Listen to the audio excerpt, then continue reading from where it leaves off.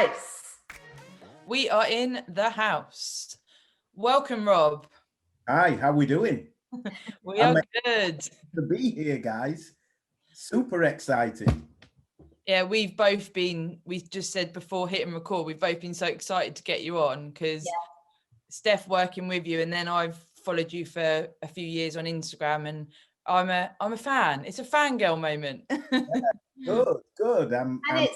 It's a total exciting moment for me as well, just to see you again, to reconnect up and to share some Latty words of wisdom, if they haven't already heard any, that is. I've been around a bit, but there's always more. There's loads of people who've never heard of us, so it's always good to share some wisdom if I can. Yeah, so today we're going to be looking at and talking about different tools of how mindset and how you can change that and improve how you think, taking that into competing. And just, we say competing, but a lot of what Steff and I talk about on the videos transfers into lifestyle and everything that people are doing just to set yourself up to succeed, rather than we're all guilty of pushing along and not really knowing where the direction is sometimes. So I think from what I've seen you do, Rob, it's about trying to help people get a clearer vision as to where they're heading and living in that present moment. Yeah, well, it's everything really, because everything starts in the mind. It's that simple. And, I work with people across all genres. It doesn't matter if it's business, that's my main one, but I work with a hell of a lot of sports people, as most people will know.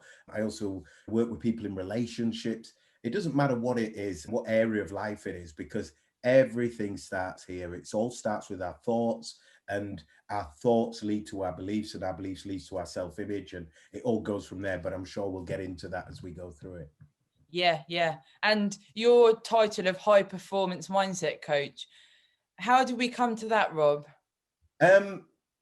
Well, high performance is what I like to do, is work with people who want to improve their performance, whatever area of life that is. So that could be in their relationships. It could be their interpersonal relationships, not just their relationship with their partner, but interpersonal relationships in workplace and things like that. It could be the sports people, I work with boxers, bodybuilders, whatever, you know what I mean? All sorts of different people, golfers, tennis players. It's all about high performance, isn't it? It's about getting the best performance out of yourself. And for individuals, I work with loads of individuals as a life coach. I just don't like titles. I could be a life coach. I can be a high performance mindset coach, whatever it is. But I'm basically a coach. And what I try and do is help people get the best out of their lives. So on individual basis, people come to me when they're stuck, they're lost, they just don't know which direction to go in. Some people don't know whether to change careers or leave their job or go on to a new business or just move up in their career, or their relationship stall. It's anything, but again, everything comes back to this pesky mindset thing that we've all got that plays tricks on us all the time. So then we have to learn how to make the brain likes to work against us sometimes, but it's learning how to make it work for us and then drive us forward in a high performance way. Steff, was there, I guess we could start with maybe an example of something that Rob helped you with. Yeah. When he was coaching you, and then go from there. Yeah, for sure. So when I was working with you, Rob, I distinctly remember where I was at. So I was at a really big crossroads at that point, because I was going through quite a traumatic kind of, I guess, a couple of areas of my life were going into kind of a spiral. So I had my business, which at the time I knew what I was doing. And then I had a very kind of almost like crash collision with that, where I think I've mentioned this on a podcast before, where the carpet was just pulled from underneath my feet. And I was in a state of like total trauma, is really the only way I can describe it. And then at the same time, I was going through a really big break up in my marriage. I was in a really, really bad place with my personal relationship. There was a lot of chaos going on in my world. That's probably the best. Yeah.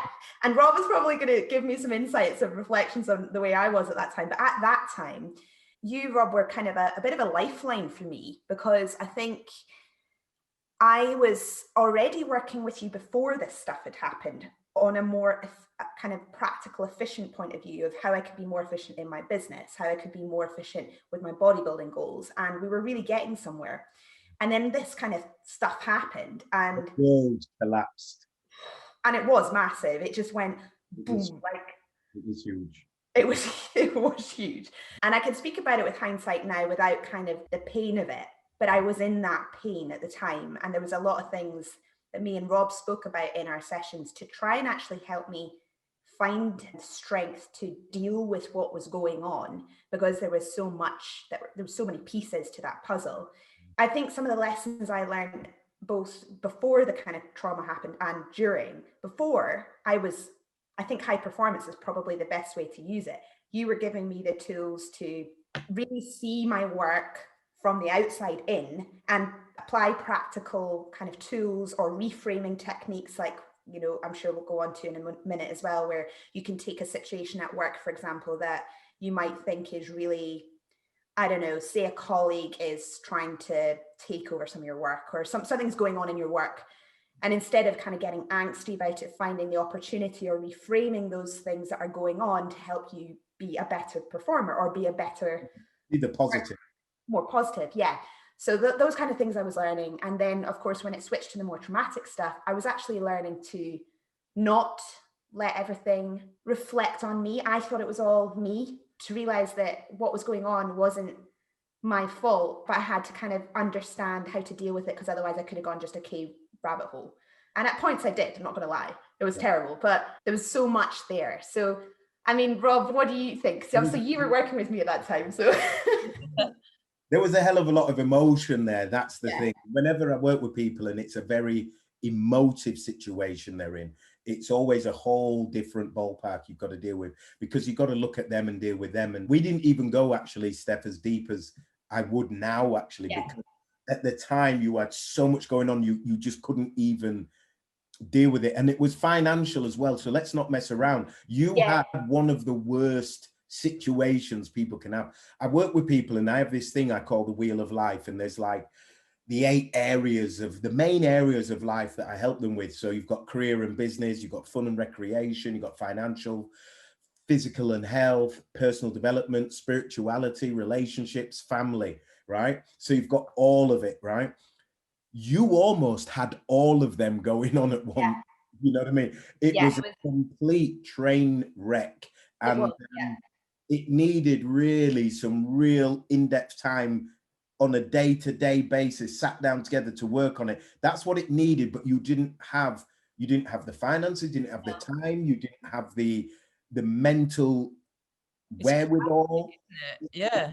People watching this really have to understand that where you was and to where you've come to now, you've done awesome, because it was really at the lowest point, and not many people get that much shit at them all at once in one go. You know what I mean? And you had it all, and not just troubles in your business, but then you had a fallout with your business partner, and then there was financials, there was legals, there was all of that going on, and at the same time, your marriage was collapsing. There was arguments and financials and legals going on there. Then there was relationship stuff going on in the background. It was catastrophic, to say the least. It's really funny, because if I don't laugh about it, because now I'm at the point where I can look at it and go, fuck, that was real. Like, that all happened and it was so real. And I'll be honest with you, the years I've had to work on that period of my life, really till very recently, I've been able to start to wake up every day and something might flash into my mind, but it'll go away.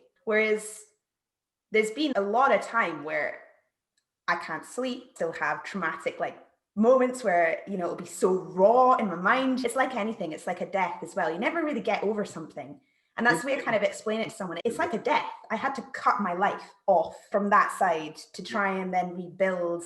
You had to change everything. I had to change everything, yeah. You had to move. You had to leave the country, literally. It was that's what I'm saying, you know, as people go, in terms of the people I deal with, yours is right up there with some of the worst. Ouch. It is. You know, I've worked with loads of people who've got really big problems in their relationships. I'm working with a couple of people at the moment as marriages are coming to an end, and we're doing, remember the exit strategy? Yeah. So we're working on all of that. And a couple of people I know, one guy, he's got a 4.5 million turnover business that's coming to an end, and he's having lots of crap with that, and family is involved and all this stuff and everything. But yours was a little bit different. It was kind of unique because it was everything. And originally you're not from this country, so it's kind of where you live was involved. Then, if you remember at the end, it got really public. Yeah, Which very public. Yeah. made Yeah. it sometimes worse, social media and all the rest of it. Yeah. It was a real tough period, and it wasn't just a short period of time. We're talking like that went on for like a year. It was a good year and a half, definitely. Yeah. And I think like what you've just mentioned there, because I often talk about this now, it was so everything that it could have really gone one or two ways. I had to either find the strength to piece everything back together, or I would have let the depression just take me completely. And it really was that bad at that time. It's very hard to speak about as well, because I don't really speak too much about it. But when I kind of go there, I have to kind of not dwell too much. Like I was really anxious as well, thinking, oh my God, I'm going to speak to Rob. It's going to bring all this stuff up. I was getting ready for that, because I think it's important to share that you can still, out of really traumatic events, take the positives from those situations, like the resilience that I've got, the lessons that I've learned, the not to wear my heart on my sleeve too much sometimes, like even born out of really difficult situations. You're only human. You make mistakes. Things happen and you have to learn from those things, but you can't almost internalize it too much, because it's not always as bad as it seems. And there's always a light somewhere in it. So it's like finding those little things. Some of the golden nuggets you gave me, like, well, no doubt I'd love to share that exit strategy kind of idea with the listeners and things like that as well. But when it is all encompassing, you don't know where to start. Like, you don't know where to start. You're just kind of in this thing. Like for me, a lot of it was taken out of my control, wasn't it? So like things were happening and I was like, I can't do anything. I'm just like this helpless little thing. And it was this way, that way, and everything else. I was in a total cloud, just shit. Bad place at that time, and it was tough because we physically couldn't do much more work on it, and I was stuck. I was trying to give you as much as I could, but make a bit of inroads, and then bang, something big had happened again, or some court thing would go against you, or someone had thrown something again. It was just month after month, something new came at you, and we couldn't really do the work to get through it. But again, and for people listening right now, because I'm sure there's going to be plenty of people listening who are going through dark times at the moment, or something tough, maybe a breakup, maybe financial, maybe something to do with their job, especially with the pandemic and everything that's going on at the moment. And I think the lesson to take from this, because truthfully, guys, anyone listening, I'm not sort of bigging this up for the show sort of thing.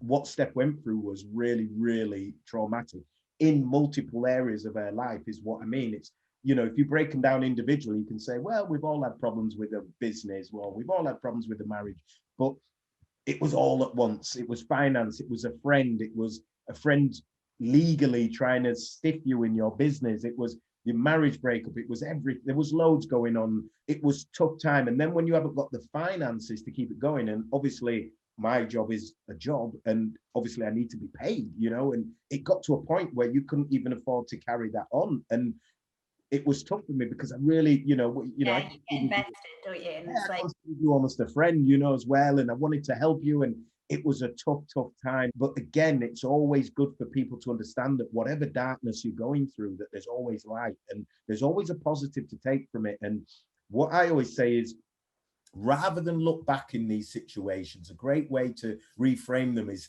what we call effective blaming. And instead of blaming like, oh, he did this to me and she did that and they did this, because what you're doing is you're taking that pain with you and you're keeping it encapsulated within. What you need to do is release and let it go. And you need to then go, I'm going to blame them for making me strong now. I'm going to blame them for making me independent. I'm going to blame them for making me learn and put things in place so I'm never in that position again.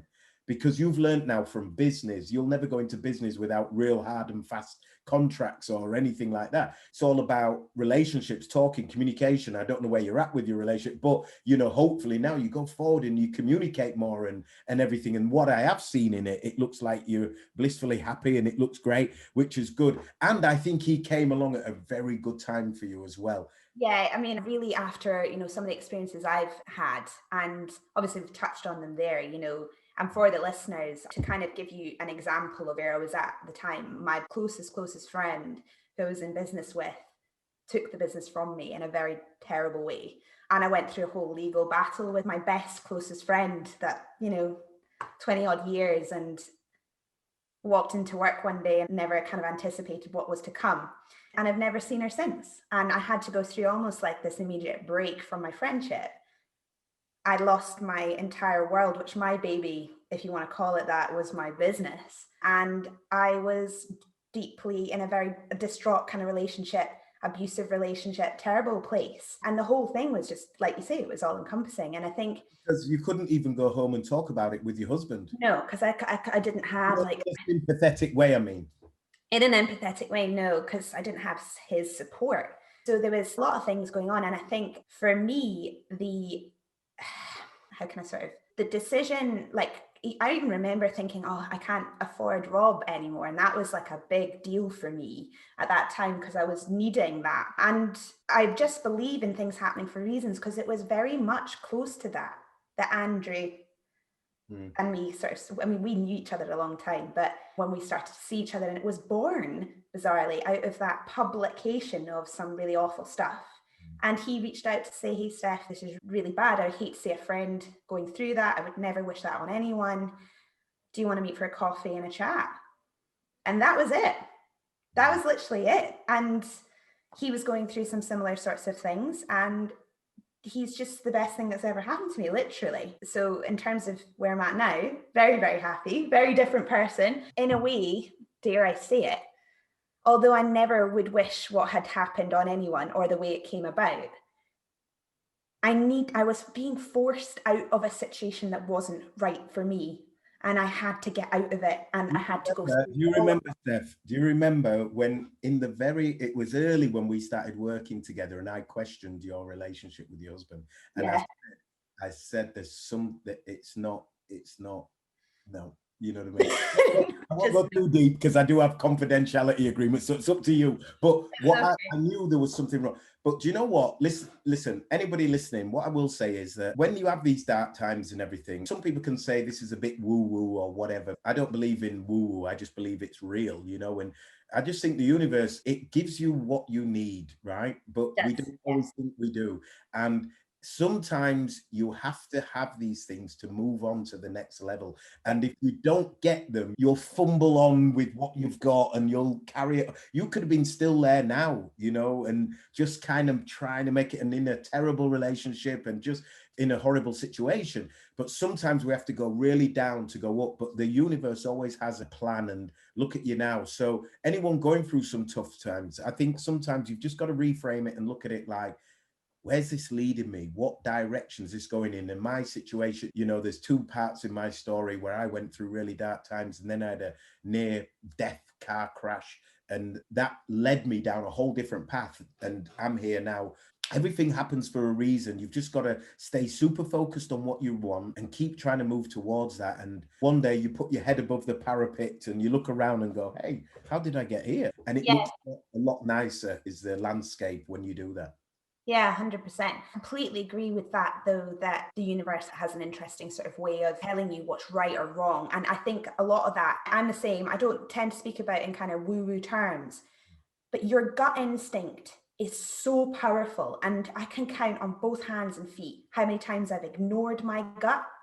And intrinsically, where I am now, if I'd listened to my gut feeling, I probably could have got here earlier.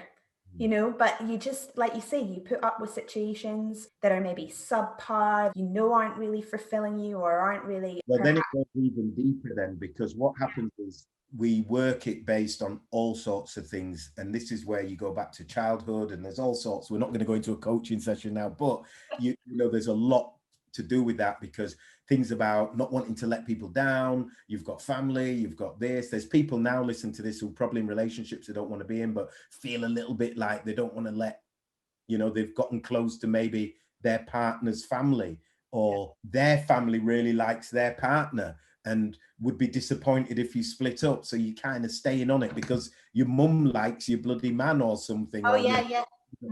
Or you feel like your family will look at you as a disappointment if it all crumbles again. Maybe you've had 2 or 3 other bad relationships before and people are going to start looking at it as you, so you're staying there just to try and make it work. And all these things, like you alluded to there, your guts and everything else, It's just your intuition talking to you. And women try to claim intuition and they call it women's intuition, but it isn't. It's just intuition. And we've all got it, but we all tend to ignore it. Your intuition is very, very powerful, like you say, and you've just got to follow it, because usually where there's pain, there's growth. So Yes. what you have to do is look at what is hard for you, what is painful, and not even talking about bad stuff like that, in life, the things that you find painful, the things you don't really want to do. If you're in business and you've got to do social media and post every day and you just can't be bothered or whatever, that's where the growth element is. You've got to look at it and go, okay, what can I learn from this pain? What can I learn from this pushback I'm having in this area of my life? Because it's talking to me. And that's the bit you've got to lean into, because wherever things are easy, where there's no pushback, there's no growth. There's no growth in comfort. So you've got to look at those areas of your life and think, if you're someone who regularly loves going to the gym and working out and everything, you're not growing from that. You enjoy that. That's easy. But you've got to look at the other areas of your life and say, am I overtraining and working out and I'm neglecting my partner? And that's the push. And you've got to think, maybe I need to give a bit more time there, because that's where the growth element is. So wherever you get in pain or discomfort in your life, that to me is growth. That's where you should be leaning in and looking at and going, okay, this is the universe talking to me and saying, you need to look at this area. That area is covered. You're all right there. This is the area you need to be looking at and working on. We've said before, haven't we, Steff, with prep, like I genuinely, when I first started out, I didn't realise that quite a lot of competitors do drop out of a prep. And I always thought, I guess because of how I am as a person, when I started my first prep, I was like, well, there's no option not to compete because I've started. And it was black and white for me. And then I've mentioned before, a friend of mine said to me when I didn't place and I was really down, and he said to me, but you won. And I was like, what? And he was like, you managed to get to the stage and complete a prep for the first time in your life. You've achieved something really big in the sporting world. And I'm like, what?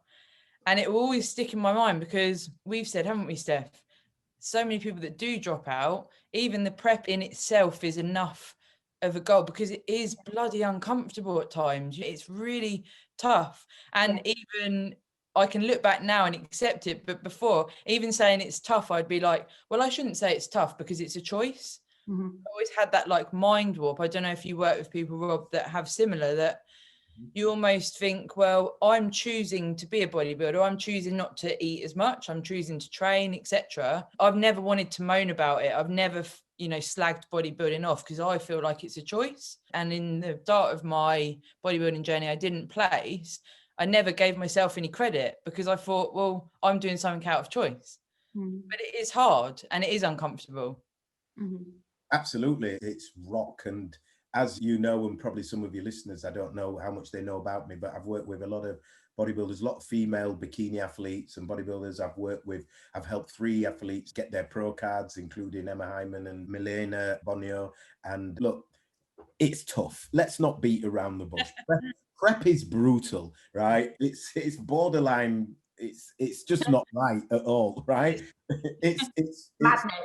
yeah. And for those who don't know, I boxed at quite a high level as an amateur for 15 years. And I used to have to diet for every fight. And it's brutal, because I used to have to diet down. I was 9.5 stone at my boxing weight. When I got in, that was easy when I was 17, 18, 19. I could do it. I'm only short, you know what I mean? But when I got to sort of 21, 22, 23, 24, 25, and I became a man, getting to 9.5 stone is pretty brutal, right? But prep is on a different level. The level of body fat you go down to, the level of training, as well as getting the eating right, is brutal. So yeah, it is tough. And you're quite right as well. Yes, you did choose it, and you've got to have the right mindset going in. All the athletes I've worked with, we go deep on the mindset, because ultimately you did choose it. It is what you want to do. And it doesn't matter if it's you, it doesn't matter if you're a basketball player, if you're a swimmer, if you want to be top level, you've got to reframe all that and go, do you know what? I love the process. You've got to learn to love the process. Yeah. And There's going to be bits within the process that you hate. I was reading some stuff that Michael Jordan had written, and, you know, he didn't love all the hard training that he used to do leading up to his games and everything. I'm sure when he was sat on the floor, huffing and puffing and sweat dripping off his forehead, and his trainers telling him, do one more. And he's like thinking, fuck off. Yeah, just fucking leave me alone. Yeah, alone, right? But that's what makes champions. It's that extra level. It's that level that they go to. And then afterwards, they love the process. Now, I get that. And you're allowed to complain when you're in it and go, oh my God, I've got to do another rep on this. Oh God. And you go, fuck, that was hard. And you roll off the bench and you lie on the floor feeling sorry for yourself, right? But that's okay. But going home and bitching about it to your partner and whinging all night, that's not. Because now, that's ego. What you want them to do ultimately is go, oh, really? Was it that bad? Oh my God, you're doing so well, aren't you? You know, you're doing well. Oh yeah, and I'm hungry as well. And I can't eat anything for another hour and da, da, da. And they go, oh, that's really tough. You're doing really well though, honey. You know, no, stop it. Yeah. If you're watching this, stop it. You know what? You say that. I actually say to Kieran now, my husband, when he says, oh, you're doing really well. If I say, oh, I've got my back's in bits at the moment, I say it and then I'm like, oh, I shouldn't have said it, because his caring mode kicks in. And I'm just saying it, you know, it is hurting. And he starts going, oh, what can we do? Are you going to be okay? And I'm like, no. Just forget I said anything.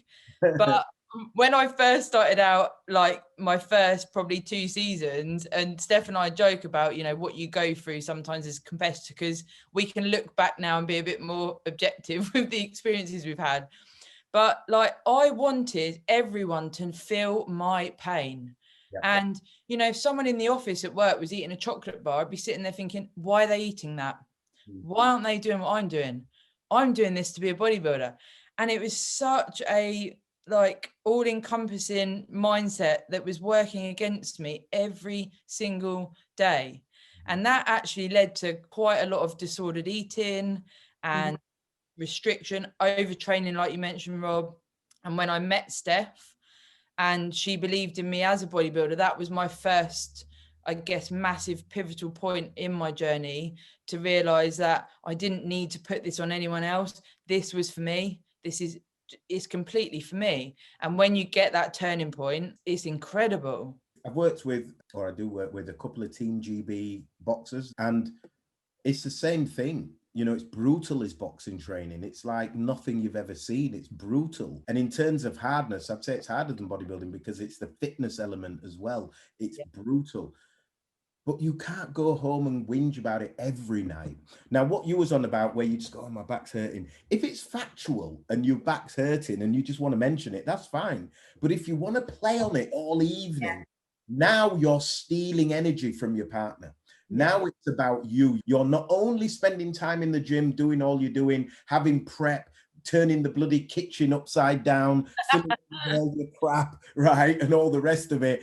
But you're also now stealing the quality time that you have with your partner and talking about your thing constantly and boring everybody around you. Now, don't get me wrong. I love bodybuilding. I'm into it. I've been training and working out since I was like 19 years old, and I am old now. So I've been working out as long as most of you guys have probably been alive. So I love it. I love everything about it. But what people do, and I talk about this a lot with people I work with in terms of their journey now, especially when they've got a competition coming up, is don't be a prep bore. Yeah, 100%. Oh, into the prep bore, because it does reflect on you as well. It makes it harder for you. Drop the ego, take it on board. You're an athlete. You are an athlete. This is what you do, right? You don't need anyone's pats on the back and well dones, right? You get well dones when you deserve them, right? Yeah.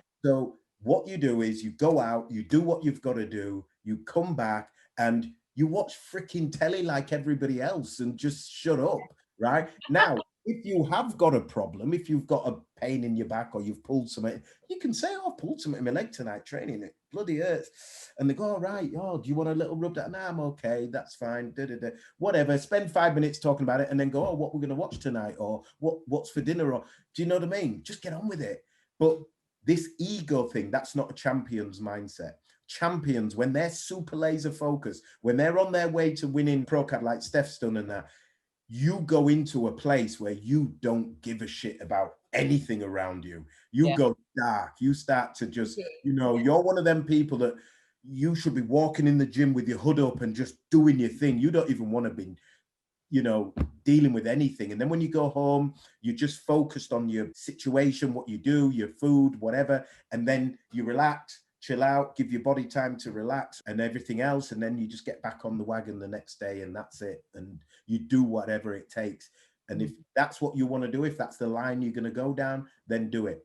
Now, if you're one of those people maybe watching this who isn't really bothered about winning and isn't really bothered about even placing, and they just say, hey, I love getting on stage, I love the environment, I love going to the shows, I love the people, I love training, then that's good too. There's nothing wrong with that. You don't all have to be a champion. You don't all have to say, oh, I want to win a pro card. You might just enjoy the whole process, get a real kick out of it and say, as long as I can do it, I'm going to keep competing and doing this, and every year try and get my body better and better. But now your competition is you.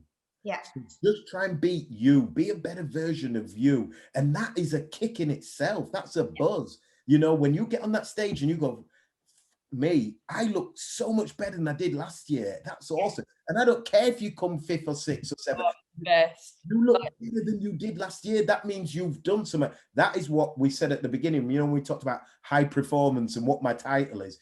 That is high performance. When you can perform better than what you did previously, you've achieved something big then. And you're way ahead of all the other people you might be worrying about, the naysayers, the doubters, the haters, or whatever. You're there, you're on stage, you're in the arena. You're in the arena battling like a gladiator. Everybody else is on the outside trying to be a critic when they have no right to be. That's simple. That's massive. That's like such a massive thing, even that I say to my clients. Like, the journey it can be super holistic and for you, this journey to the stage. It's not the time that anyone's going to be patting you on the back. You're not going to get anybody singing great songs because you're there hitting your whatever squats or you're doing your cardio or whatever else. And I think people are excited about the goal and they might have started it, and then they'll suddenly be 4 or 5 weeks in and they'll realize, shit, I've got to do this work to get there. Like, real. Like 20 weeks. And you sort of have to kind of go, this is where the goal has to be more. You've got to be wanting that more than staying the same and just doing your thing, day after day. I remember you sort of saying that to me, Rob, way back, that, the want to change has to be more than the want of just doing your thing here. The pain of change has got to be bigger than the pain of staying the same. Pain of staying the same. Yeah, exactly. And I think for so many of my guys, I've got a couple of people in mind at the moment. I've got kind of 2 camps, if you like. You've got the competitor who's decided on the goal, goes into the process. The first few weeks are pretty icky, but then they're in and they're rolling and they're just on it. And then you've got the competitor that has decided on the goal, is in and hits that maybe 3-4 week mark and maybe has a little fall off and starts to criticize themselves a little bit.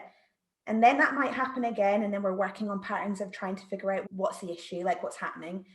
And then the sudden realization that this is really hard and actually they're really struggling. And so I wondered, from a mindset point of view, how you would manage somebody who's maybe really wants to do this, but is finding one portion of the goal. Maybe it's the nutritional side, staying on plan with the diet, for example, or maybe they're just struggling because the volume of the training is so much and they're trying to juggle a lot of things. How would you help somebody's mindset there keep them on track and keep them focused? Great question. What I always say to people is I always keep taking them back to their why.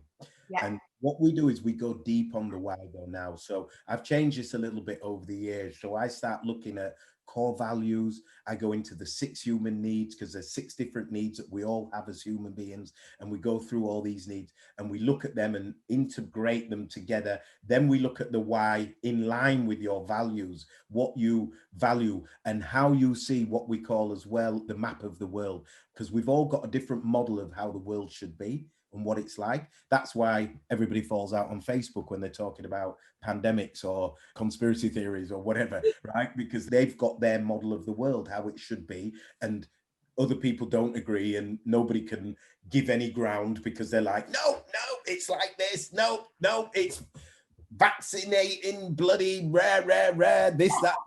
And it's just how it is. And they'll fight to the death to believe in what they believe. So that's fine, but you've got to understand what yours is. And once you understand what your values are, your human needs and your model of the world, and then you look at, why am I doing this? What do I get out of it? Because some people have done this and got into this purely for ego. Yeah.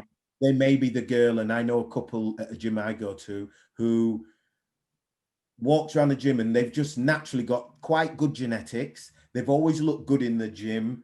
They're swanning around. They look great. They've worked out for a couple of years. They look good. And then they started following a few people on Instagram or whatever. And they think, oh, I want to compete. I want to get on stage, because they're so used to everyone in their circle telling them, you look freaking awesome. They've got a great figure. Their bum sticks out. They look great. Their waist is like this. They look fantastic. And they go, oh, I could do that stuff. I look as good as her. And then they get into it. And that's a terrible why, right? Because it's 100% ego based. They just want to get on stage, look fantastic, be like a princess, and show off to everybody that they won this competition. And they're the people who 4, 5, 6, 7 weeks in go, holy fuck, we have to do this. Yeah. Holy shit. And that's the difference. So when anyone's struggling, I first of all take them back to their why. And the real competitors, the ones who really want it, they'll have a real why. A desire just to win, or a desire to place, or a desire just to be better than they were last time. And they're not even worried about the placing so much. They just want to be better this time, then next time, and then they'll worry about placing, maybe 3, 4. They've got the right idea about the length of time it's going to take, and they want to build the muscle, and they start to understand that you can't go from a skinny little arm and then have some muscle, and you've got to build muscle fibers, and it takes a year and a half, 2 years to build a certain amount of few pounds of muscle on top of what you got. And they get it, and they start to so then when they have a tough bit, we can sit down, go back over that and go, look, remember what you want. And then they'll do some visualization with them as well, actually seeing themselves at that point at the end. How does it feel? Using the 5 senses. What can you see? What can you touch? What can you smell? What can you feel? Can you see yourself on the stage getting pats on the back saying, well done, as they put the 3rd place, 2nd place, 1st place thingy over your neck or whatever? How does it feel? How does it feel having your friends saying, oh my God, well done, I knew you'd do it in the end, and blah, all of that, and getting them to visualize it, and that can drive them through it. So there's lots of different techniques, but that's the one I go to first, taking them back to the why and really utilizing their whole nervous system on it. How does it feel? What do you see? What can you hear? Everything, and really getting your whole nervous system into it, and you start to actually feel it, because the subconscious mind doesn't know the difference between real or imagined. That's why we can think of a situation that might have happened 10 years ago and start crying. That's why we can think of something that happened 2 years ago and get goosebumps. And as we say, hairs on the back of my neck stood on end, talking about something. It's not even here years ago, because your subconscious really doesn't know the difference. And if we talk about it enough, all it is a release of chemicals in the brain that makes us have the same emotion, the same feeling. So what we do is use that emotion to overcome the emotion you've got now of when you're struggling. You're starting to doubt yourself and you're losing confidence, and that's all it is. Sorry, on you go, Sarah. It just sprung to mind. I've got a client, David, here, listen back to this. He works doing NLP and different techniques, and he's just sort of setting up his business to do a similar thing like you, Rob, coaching and helping people. And a massive thing that he did with me, we went out for a walk during one of our PT sessions, and he said to me, I want to try this technique with you. And what we did was I stood with my eyes closed and I imagined a point in front of me. So it's probably 10 steps in front of me. And then I closed my eyes, and what I needed to imagine was what it would feel like to win a competition, because that was my goal at the time. I just wanted to win a competition. And I walked forward into that, those 10 steps. And it was incredible. I could hear people cheering, like my whole world just erupted into what it would feel like to win. And then I started doing in the evenings, just before bed, I'd close my eyes and visualize what it would be to win. what it would be to be on a stage and be, like you just sort of said there, be given the medal of first place. I started doing that every night. Steff came into my life. Stephen, my coach, is very good at, well, he's worked with you himself, and a lot of what you're talking about, I'm thinking, maybe that's where Stephen got it from. All of these things came together, and then I won a show, and that's continued. And it's just phenomenal what you can do through that visualization. And that's where I picked up on what you said there. Honestly, for me, it was life-changing. That's a classic NLP technique that is used there. And it works because the subconscious mind doesn't know the difference to what's real and imagined. It really doesn't know. You can blag your own mind. And for people, again, who are thinking, oh, it's all a bit woo-woo, this, it isn't. You're doing it every day to yourself anyway. You're doing it every day. So if you don't like visualization and all that sort of stuff, and, visualization, meditation, you are doing every day, right? Yeah. If you are laid in your bed and you're thinking about, one day you just lay there and you're thinking, I've just watched someone on here, winning something, and I've seen them with the trophy, and I just can't wait till I'm there and everything. You're visualizing right now.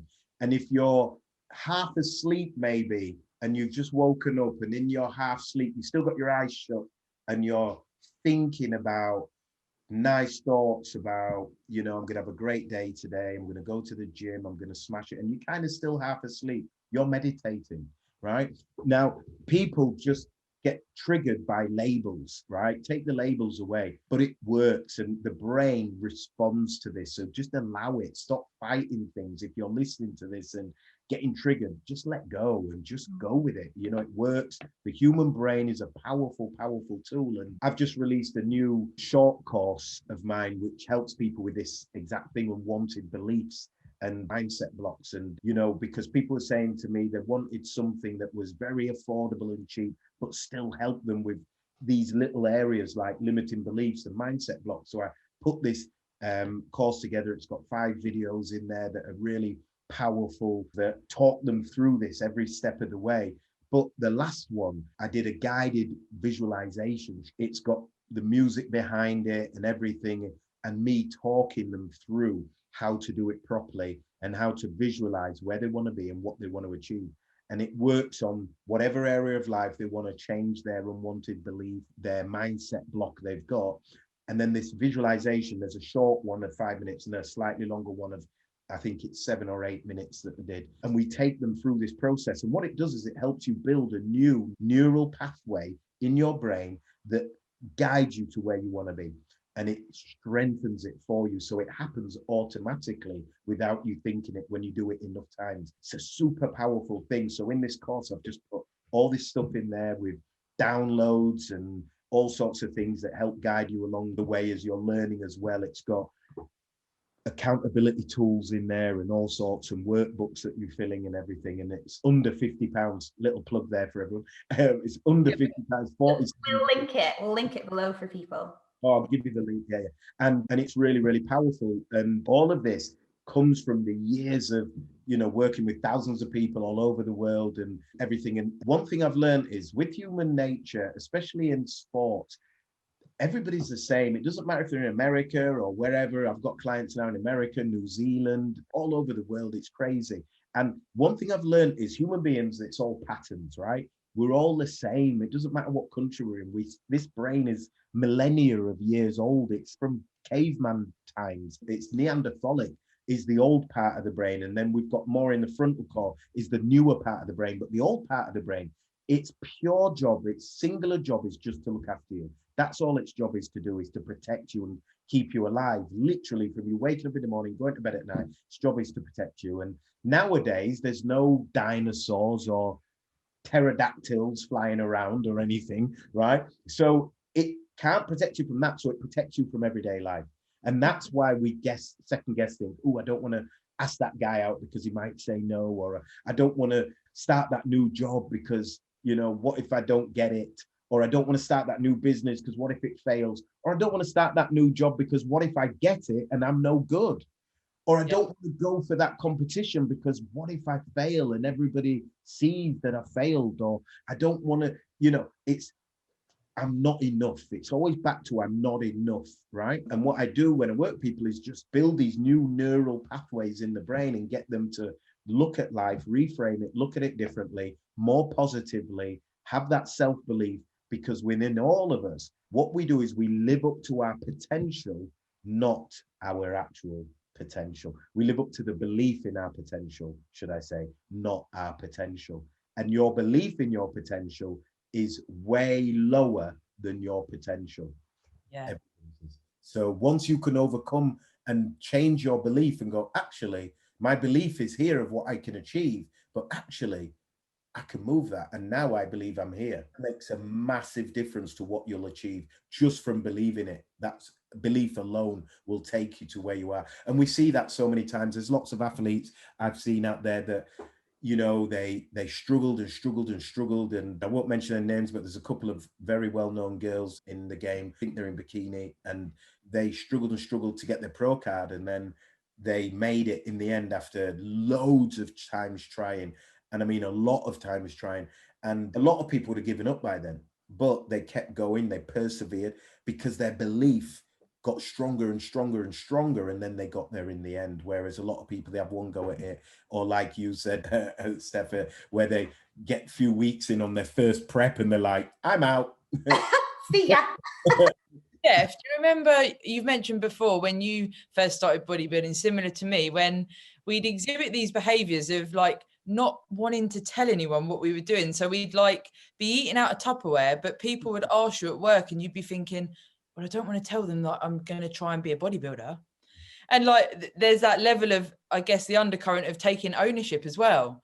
Like, if someone makes a comment, or you've mentioned, Rob, social pressures, which me and Steff talk about all the time, like the social pressures you get, and even at work or wherever it may be, people saying, why are you doing that? Why are you doing that? Now I go, look, this is what I want to do. And, you know, I'm happy to talk about it if you want to, but, you know, if you let me do my thing and you do your thing.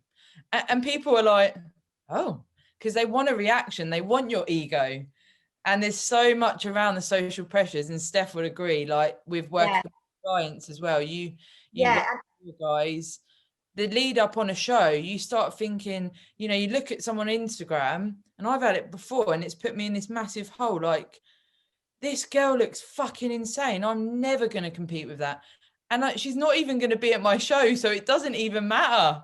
Like, well, you know. Listen, I get that all the time from people looking at people who have already got their pro cards and going, but I'll never be as good. And you're like, love, you haven't even near that yet. Calm down, get back, you know, down here. Let's focus on this. Yeah. And it's easily done. You focus on the people who are the best. You can look at people, and people can look at Steff and go, oh my God, that's insane, the amount of muscles she's got on there. It's ridiculous.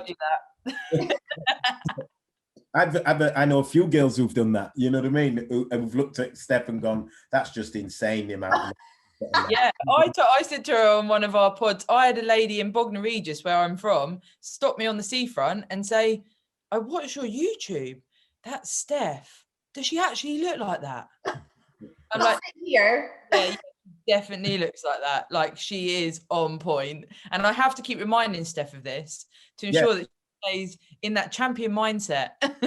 You know what? We all can slip at times, but people look at people like that, and you have to just get back in your lane. But it's easily done because the brain. Remember what I said. Ultimately, your brain's job from waking up in the morning to going to bed at night is to avoid pain and discomfort and go towards pleasure. That's it. There's a hell of a lot more to it. There's loads more it does, but ultimately it wants to avoid pain and discomfort, go to pleasure. And what it does is it gets very creative and tricky in keeping you in pleasure. So what happens is you're hitting the wall in your training and stuff, and then you see a picture of Steff in full flex mode and you go, do you know what? What's the point? I'm never going to be that good. Or you look at all these people, I don't know who you like, Emma Hymans or the Kerry Sexton or whoever it is, right? And you go, holy shit, there's no point. But you're way ahead of your game. I remember when I first started as a coach, I used to, every time I did a post, I'd read back the post I was writing, and I'd look and I'd think, And my idol, the person who I very first started this, someone gave me a cassette tape 27 years ago, and it was Tony Robbins, right? And I put it in my car and it blew me away. And I said, I want to do that. And that was it, right? That was nearly 30 years ago. That's how old I am. And for those who don't know, a cassette tape has music on it. It's a thing we used to play, you know, we put them in the cars and it played music. So anyway, so I got this cassette tape and I was listening to Tony Robbins. And he blew me away, and that was it.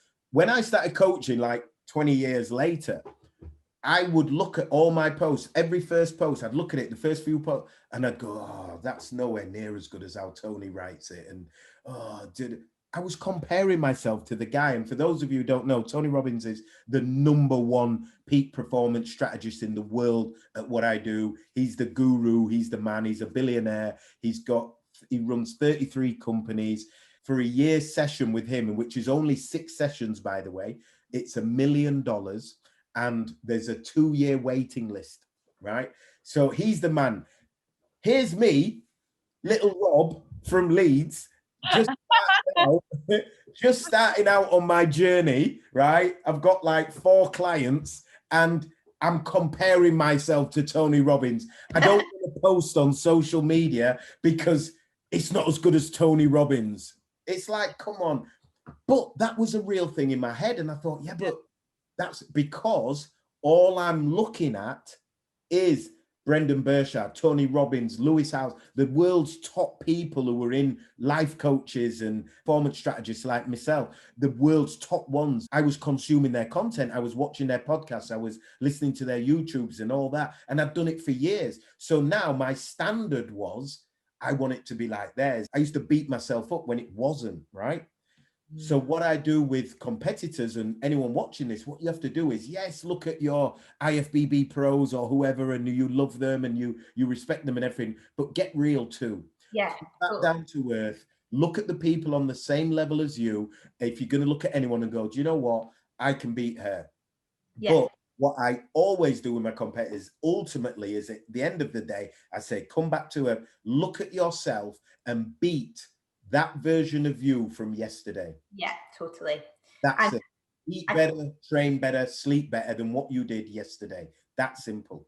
100%. Like if your why, and I think going back to that, which is so vital, your why has got to be clear as day. But if your why is for somebody else, to look like someone else, to try and beat somebody else, to do it to prove somebody wrong, to do it because of, I don't know, peer pressure or coach pressure even. These are all wrong reasons. They're not going to get you through the toughest days in prep. They're just not going to do it. You have to have this real want for your own success. And whether that's a winning place or anything at the end, you know, I always come back to this. It's got to be that kind of, I'm doing this as a challenge for me to see if I can get to that finish line and all of the ups and downs that come with it. And you can learn something from those things. And then the goal of being on the stage at the end of it is the icing on the cake. That's the, I've got there. And I love that point you said earlier about coming through the prep and you're in the final stages and you finally see your look and you go, I've fucking done it. Look, check me out. Like, you know, you have a moment with yourself. And I think for me, I didn't really learn that till maybe year 2 or 3, where I suddenly realized it doesn't matter what happens up on that stage. In order for me to get to the look I wanted to achieve, I've done this all by myself. And I don't need accolade. I don't need, you know, any of these sorts of things. It's just you, the training, and knowing your why you want to do it. And that will always come back and sort of give you the channel the energy in the positive way. You know what I mean?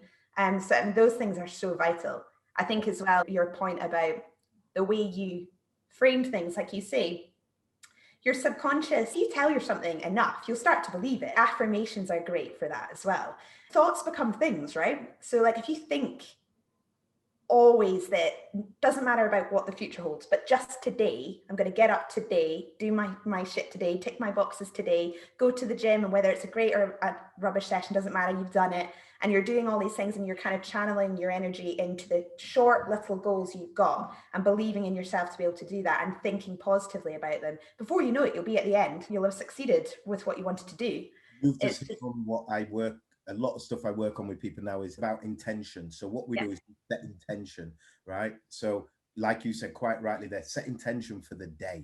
Yeah. Read about 16-week prep or whatever today, right? Yeah. What's my intention for today? So if you're watching this and you're in this situation, you just get up and say, okay, forget everything else, because that's all that white noise coming in that's distracting you and leave me alone, right? Looking at what everybody else is doing, scrolling and everything. This is the worst for it, right?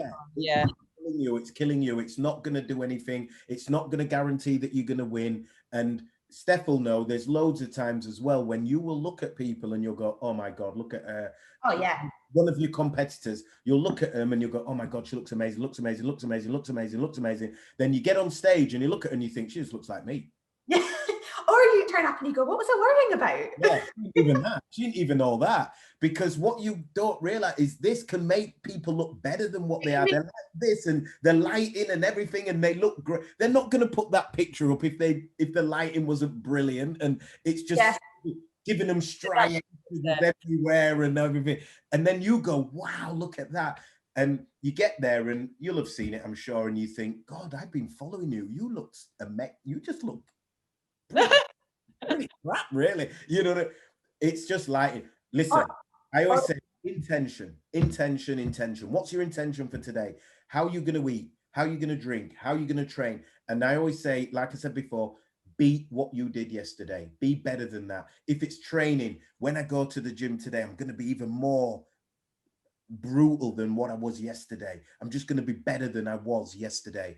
And you just literally be, you know, I always call it like that hoodie up version of yourself. You just hoodie up, blinker, I'm just going to train like a beast today. I don't need to think that I've got to train like this for 16 weeks. I'm just going to do it today. And I'm going to eat as well as I can today. And I'm going to rest as well as I can today, because too many competitors, especially at lower end, don't value the rest, this stuff that's soft. They're all right in the gym pushing weights and stuff, but the eating, the resting, the going for a walk, the stuff that's going to chill them out, the stuff that's going to get rid of all that cortisol out of their body and all that sort of stuff. That's the stuff that makes champions, the top people. They look at every single area, visualization, all that stuff. Listen, when Emma Hyman was going for a pro card the night before, 11 o'clock at night, she's in a hotel room and we're doing visualization techniques about her walking up on stage and bossing the center of the stage and all that with a pro. You know, listen, everything's got to be on point. But thinking 16 weeks ahead and looking at people like Steff and crying because you haven't got her legs, that's not going to help you. That shit's going to mess your head right up. So what you've got to do is be intentional about today. Okay, what am I doing today? I'm off to the gym. I'm doing whatever, back and biceps, whatever your thing is. You're doing that and you say, right, how can I make that the best back and bicep training session I can possibly do? And then after that, how can I make sure my food intake is on point all day? And then after that, how can I relax better than I relaxed yesterday? Get a bubble bath, chill out, have some fun with my partner, watch a crap movie, go to bed early, get him to give me a rub down or you give him one or whatever, you know what I mean? Have some fun with it, you know what I mean? Live your life. Do not become a prep bore. Yeah. Something we've spoken about before, Steff and I, when I was doing my posing lessons with Steff right at the start when we met, I used to go to show day. And a bit like what you sort of talking about there, I'd get backstage and suddenly I'd see, you know, up to 30 girls. And straight away I'd think, I'm not good enough to be here. And that was right back in the sort of rookie years, as it were. Now, when I'm backstage, when I overhear girls saying, I might as well go. I'm not good enough to be in this lineup. And then they start talking to each other. And they're all saying it. And then I've almost taken this like martial responsibility to be like, guys, let's enjoy our day for what it is. You've got this far. You are here to be the best version of you. And they're like, what? And it's not bitchy. It's, you know, it's completely different when you can just bring that neutral atmosphere to all just really enjoy your day. And it makes your show and the whole prep, the whole journey completely different. If you can just go in, like you say, I am the best version of what I can be right now. I can't stress enough. You get like 15 minutes on stage. how many hours have you put into this? What compromises have you made? What, I don't like to call them sacrifices, but what sacrifices have you made to be there? To then worry and not immerse. When you look at it like that, it's like, what? But at the time, you know, you've got prep brain. You're so critical of yourself. But that's something that Steff and I always try and get across, is enjoy that day and that time. It's so crucial, is that you've put in so much work, so much effort. You've got to enjoy it, because otherwise, why are you doing it? The whole thing can't be horrible. The whole of prep, the show day, after the show day, then you beat yourself up because you've just eaten 17 donuts and you're blowing up. Now you're going to start posting about binge eating, and then you're going to talk about that and do your own heading about that. Then you're going to be, listen, get out the game. Yeah, 100%.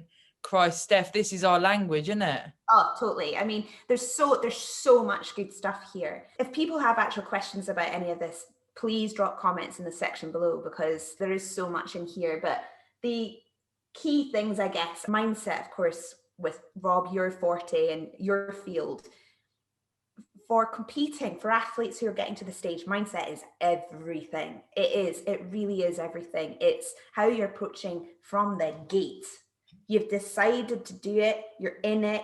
You need to, all, like with my guys, I do a whole thing before we even begin the prep of where they are in their life, what's going on in their world, what are their stresses, where are their challenges, all of these things, so that we can almost like navigate and veer around them through the prep, so that you almost have like an expectation list of yourself. Like, what is the worst things that might happen during a prep? What are the best things you want to happen, obviously, through a prep? And what little stumbling blocks do you maybe foresee along the way that you maybe already know about, that you can kind of plan for? And if you start with, like, I know it sounds awful, but if you start with like the worst case scenario, it can only get better from there. You're never going to get that scenario happen. But if you actually do, say, I don't know, I might break my leg halfway through prep, touch wood, that does not happen. But like, that might happen. What are you going to do if that happens? Have you prepared your mind for something severe to happen during this time? Like, and if you have prepared your mindset for something severe, the likelihood is that nothing's actually going to even come close. And you've already banked a ton of resilience before you've even begun. And then, you know, there's all this kind of stuff that you can do. But the prep is mindset, it really is. And the rest is all just the stuff physically that you've got to do to get ready. But if this is intact from the offset, and you've managed it, and you've managed certain things that might come along the way with it, then you can't really go wrong at all. And then, of course, the responsibility lies on you just to follow through. And it's discipline. And that's the hard stuff you're talking about, Rob. That's the stuff you've got to lean into. It's not comfortable. There's going to be really icky periods in your prep where you're hungry, you're tired, you can't be bothered, you wonder why you started this, your partner's complaining because you never do anything. There's going to be all these things that come up. But you've got to lean into it because your why is strong enough. You've chosen to do it. And actually, I think that's the periods of time you find the most out about yourself, because it will start to change. Instead of going, this is really hard, you'll go, well, hang on, I've actually just achieved that. I've got over that block. And now I'm back in the gym and I'm doing it again. That day was shit yesterday, but here I am, actually, I managed that. Okay, so I know I can do that. And then so the next one comes around, you've got a bit better at that.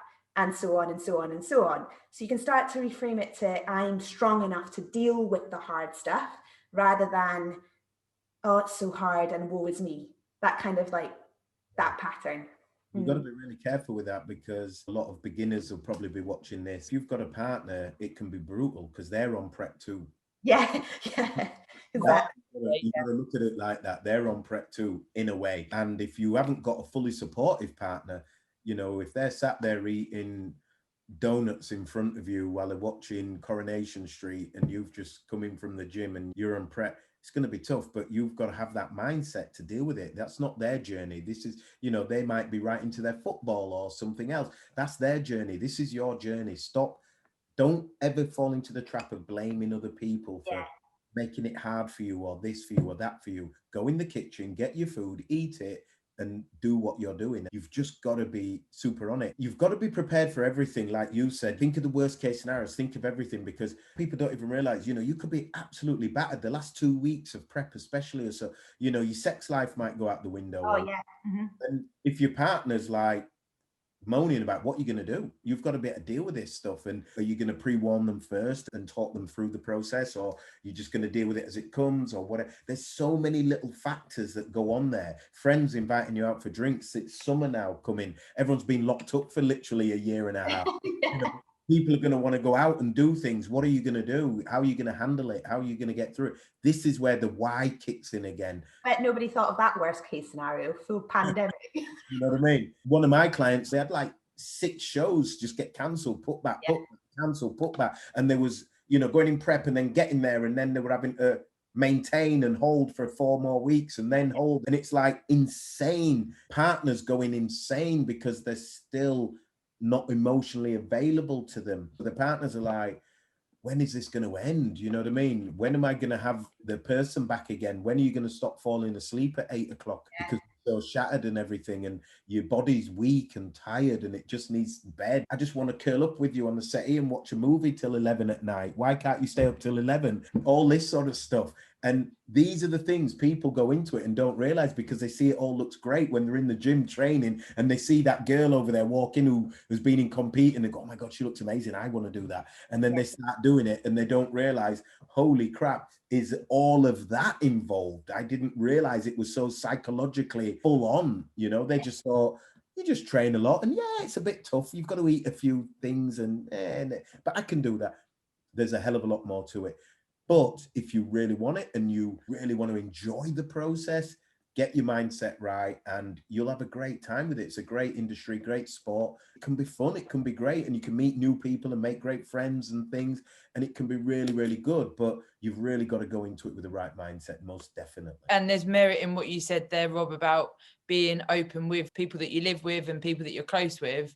I definitely found personally that's helped me a lot with my husband, who's not into bodybuilding. He likes gaming and, you know, that's his thing. And now when I go into a prep, and Stephen's really good at helping me and reminding me with this, for sort of 6 weeks on the lead up to prep starting, I make an effort every weekend. We go and do something together, or we have like food experiences. Because of the pandemic, it's been like takeaways at home or whatever. And Stephen's actually encouraged me to have, instead of having like one-off planned day, he'll say, right, have the whole weekend and ask Kieran, what would he like to eat? What would he like to do? And suck it up. Because when you go into prep, he is there and he's supporting you 1,000,000%. We are married and we're in a relationship, and I want to go into a severe prep. I really want to push myself. And it's, yes, it is my why, but he is a massive part of my life. In the past, I've been extremely selfish because I feel like I sort of need to become what I want to in the sport. But there's nothing wrong within an off season or a maintenance period going, do you know what? I can actually be part of a relationship as well. I'm not just a bodybuilder. Mm-hmm. Absolutely. You can eat a sticky toffee pudding, can't you? You know? When you first start out, it's like, I don't know about you, Steff, but I'd think if I ate something like that, I failed. And that people might think, well, what if she's eating that? She's never going to be a champion. Yeah. I echo that totally. And from working with like quite a lot of my first timers as well, something I always say to them is like, because it's this notion that you can't have food, but I talk about like the donuts, the chocolate, the sticky toffee puddings, all of that, still going to be there in like 10, 15, 12, 20 weeks time. The shops aren't magically going to shut. So, you know, there's this kind of almost like fear, like, oh my gosh, I can't have those foods again. And again, it's, I think now that there's something I have to remind myself about all the time, because when you're more experienced, you get that very quickly. Like you're in a prep, you don't care about those things. Whereas the first time you do it, it's totally abnormal. You've never restricted foods before. You've never, you know, gone to this level of preparation and thinking about what you're 101, isn't it? Yeah. For the first timer, you forget how massive that is, that suddenly there's a whole section of foods you can't eat for a bit. That's, I always find, is one of the hardest things to get a first timer competitor to understand, is that they're not going anywhere. It's cool. Like you don't need to worry about the fact that like, it's almost like a need to, I don't know, I can't describe it. It's just knowing that the comfort of the enjoyment factor of the foods and something to look forward to once you've accomplished a challenge, rather than this sort of fear of missing out, if you know what I mean. I think that's a whole other thing as well. But yeah, the first timer mindset is very different to a more seasoned athlete mindset. Yeah. That's why we always say, isn't it, Steph, about promoting, having in an off season, having the foods that you wouldn't have in a prep. Yeah. I definitely find now, that's why on the lead up to a prep, when I've got my start date in mind, I know when I wake up on that day, that's it now. I'm absolutely gunning for that show and I need to switch it on. So having a little bit of downtime in the other periods that you can, it doesn't need to be a negative about your commitment to the sport, because it's not. You know, food is, I always try and say to my PT clients, like, every food has a place. You don't need to be scared of it, but you need to understand where you're at and what foods can fit your goal at the time. Exactly. Definitely. Yeah. And it's all of that. That's mindset 101, all of it. The whole thing is a big psychological head fuck. You know, Yeah. People don't realize when they first get into it how much of psychology plays a part in bodybuilding. They think it's just lift weights and you've got to cut down on a bit of food. And it's so far past that. The ones who do really well are the ones who can control themselves. It's not about being able to lift the most weight or being the best in the gym and all that. The ones who do best, who I've seen in my 5 or 6 years that I've worked very closely in this game, are the ones who are very good at getting that kind of devil may care attitude in their head, and they just go beast mode, and that's it. That's what I'm doing. This is what I'm trying to achieve. That's where I'm going. That's what it is. And I remember talking to you, Steph, about when you won your pro card. I remember one time you was telling me about how you was when you used to walk in the gym and you was like, I don't even want to talk to anybody. I don't even want to. I know. It was, and actually that prep, I think I've spoken about that on the podcast before, the 2017 prep. I remember even seeing you in the gym, Rob, and it was just like lazy. I knew what I wanted to achieve that year. And I've told Sarah about that prep being like one of my most focused, because I just had this pure outcome I wanted. I was not going to rest until I'd made sure I'd done absolutely everything. And a few years in on that, so that is more of a seasoned mindset. But yeah, you're right. You know, those to do really well at it, it isn't the weight, it isn't the diligence to the prep, it is totally here. It is totally a mindset thing. And something I haven't touched on, although I know I've got so much here, so I won't go into it, but the opposite thing is true as well, like where somebody might have like a lot going on, and this is was a situation I was in. There might be a lot going on in your world, and in order for you to navigate maybe some big things that are going on in your world, that kind of routine can actually really help keep you on an even keel and help you actually switch off from maybe some of the stuff that's going on, and because you can control it. So it's something you can. Sorry, what was that, Rob? Because it's so structured. Yeah, because it's so structured. And I know that's a double-edged sword, because you don't want to use something to patch your problems. Do you know what I mean? But at the same time, if you have maybe a lot going on, I certainly know that in my circumstance when I've been in a prep, it has been like a bit of a lifeline for me, that routine, to help me just navigate and work through some stuff that was going on in the training. The gym is my church. I always say that. There is something about training that can help you manage your mental health in a way that, I know we haven't touched on that is really, really powerful. And the gym can be such a great place. Yeah. It's almost cathartic. It can help you in a big, big way. The only problem is especially again, I think when you get more experienced, you can do these things better. But I think for new people, I've worked with so many people. I mean, for those who don't know me, I've worked with probably over 100 bikini girls. I've been there, done it, seen it. And too many of them get into the game, first of all, for the wrong reasons. Too many of them have got emotional problems that need sorting before they even dare go near a prep, but they don't realize.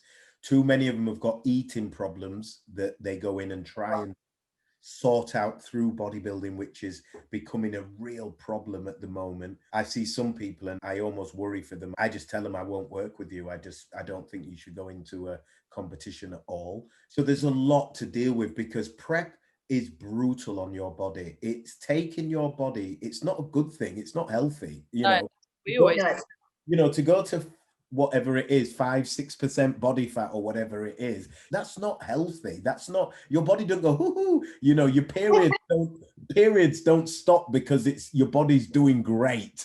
Yeah. You know what I mean? It's shutting down. Yeah, your body is going in a bad, dark place. You know what I mean? So don't think that you can take yourself to something like that easily.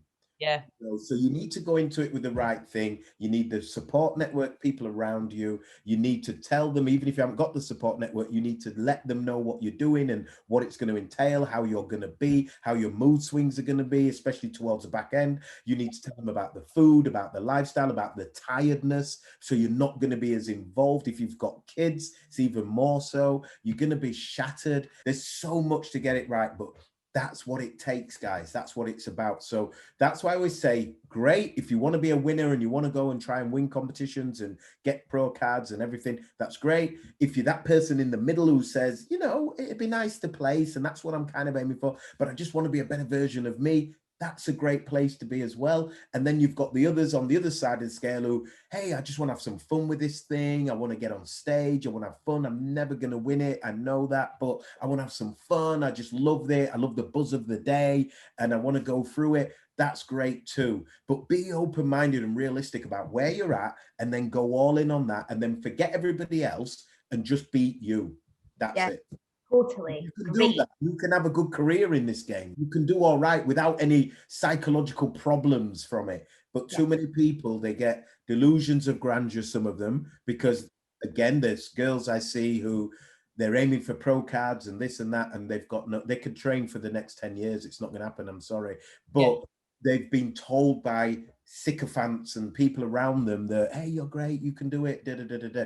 Get some real advice from people who know their stuff, who will tell you where you are in the game or whether you're in the right, you might not even be in the right kind of federation for you or the right thing for you. You might need to move up or down or whatever. Be real with yourself. Stop putting yourself through all this stuff. And I see people training year in, year out, and they're not getting anywhere. And it's, you know, people are not telling them the truth.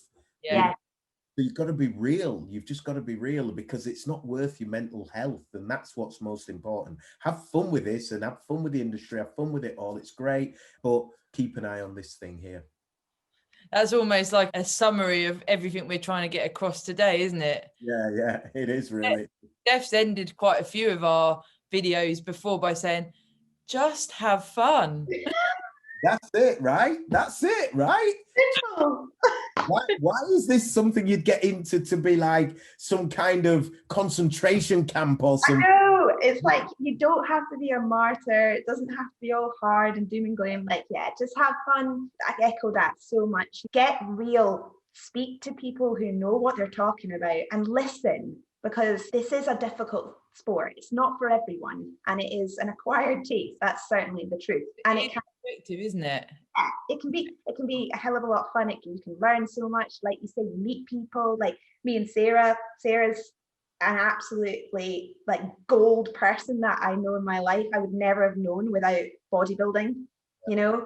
And it's things like that that you realize when you're doing all these shows and stuff. Those little things make this all really good fun, and meeting people, doing the stuff, having fun, and not making it too, just too negative. All good up here. Yeah, not making it too serious. Yeah. Serious, yeah, exactly. You know, empowering people around you. They don't need to do what you do. They can look at what you do and appreciate it, and it might empower them to do even a fraction of what you do. Maybe start food prepping or doing little bits that change their lifestyle for the better. And that's what it's about. And that's why Steff and I work together so well, because all we want to do is help people. That's literally it.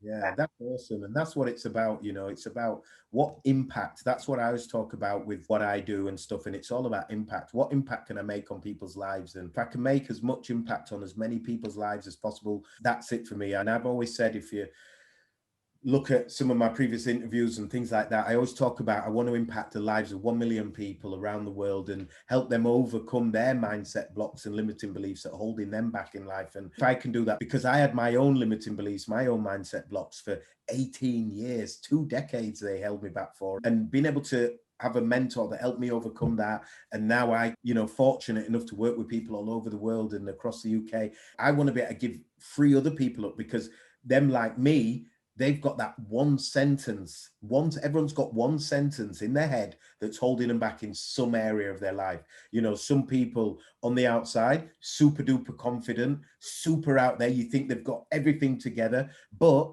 they may be really uncomfortable in bed, right? Yeah. So there's these sort of people I've worked with before. Everyone's got their thing in some area of life. Some people are really good sports wise, and they might be really poor in their relationship, or family, interpersonal relationships with family might be a mess, and they've got to work on that. So it's usually just the brain just getting in the way of stuff, and communication and how we deal with things, and understanding about other people rather than butting heads all the time and fighting, and just saying, do you know what, let me look at it from your point of view again, and let me take a different stance, and not try and win all the times in everything. All of that's this, and that's why I do what I do. I love human behavior. I love, why we do what we do and how to overcome it. And I just want to reach out to as many people and help them as I can. And if I do that, then I'll get all the goals and dreams that I want, like writing my book and having my charitable foundation come out and all these other things I'm working on.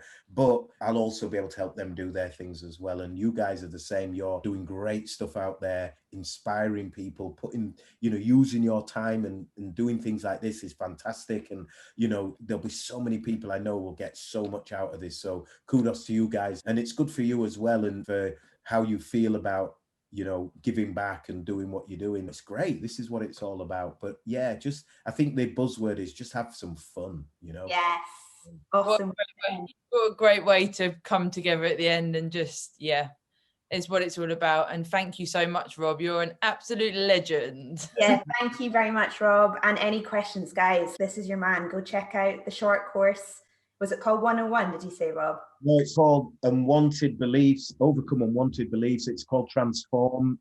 All my courses are going to be based on transformation, transforming your life. And my private Facebook group is called Transform. The course is called Transform. My next big course, I'm going to be doing a big group course. Again, another thing I want to give, so that people who can't afford to work with me one-to-one, they can come into the group program, and it's going to be a little bit cheaper in there to be able to work together, and I'm going to have everyone working together and stuff. So it's all Transform. It's called Transform Unwanted Beliefs. The link we'll put somewhere. You can jump on there. It's open. It's live now.